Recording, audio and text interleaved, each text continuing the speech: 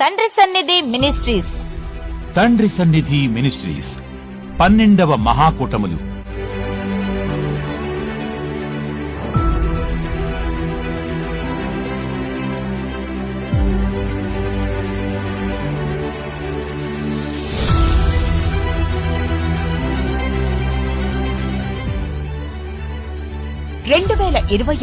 ఫిబ్రవరి 19, 20, 21, 22 తేదీల్లో అనగా గురు, శుక్ర, శని ఆదివారములలో.